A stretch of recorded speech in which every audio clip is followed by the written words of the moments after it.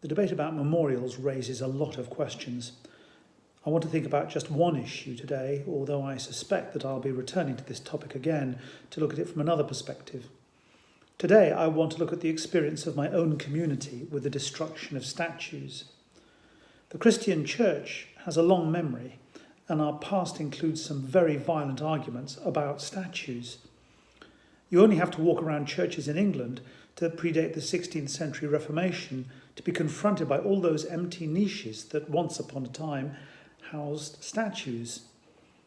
One could go even further back and look at the controversies that raged in the church 1,400 years ago about icons, and which played a crucial role in the emergence of Islam, the iconoclastic controversy.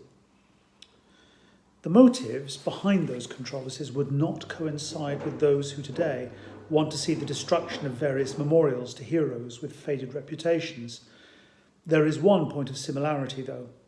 The people who smashed the statues during the Reformation believed that those statues were not worthy of veneration. And even more, they felt that they represented a dangerous invitation to idolatry. They felt that not only were the statues unworthy of respect, they could simultaneously encourage a dangerously distorted understanding of reality. The big difference today is that those who are calling for the removal of certain statues and other memorials are not protesting against statues as such, unlike the ardent Protestants of earlier generations.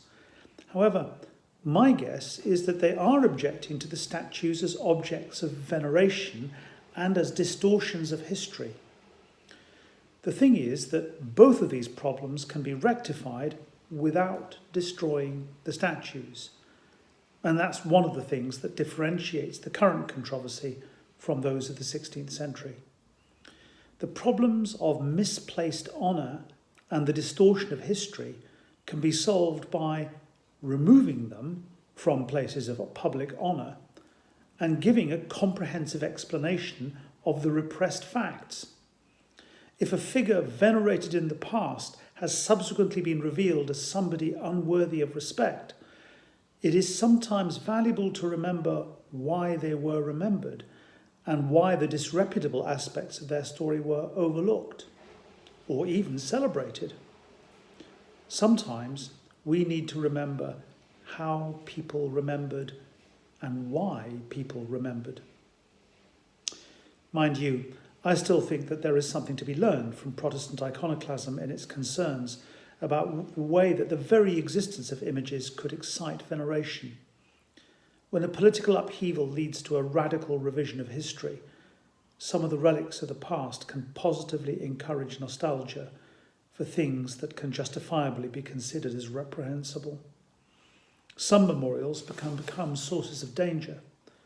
After the Second World War, the remains of those executed for war crimes and crimes against humanity were cremated and dispersed to avoid the creation of pilgrimage sites for those who still supported the old regime. The relocation of some relics of the past to a museum may not have the desired effect of putting an end to the veneration. But when passions run high, and it's not hard to see why passions are running high at the moment, differentiating between the memorials that need to be destroyed and those that need to be venerated is very difficult to achieve.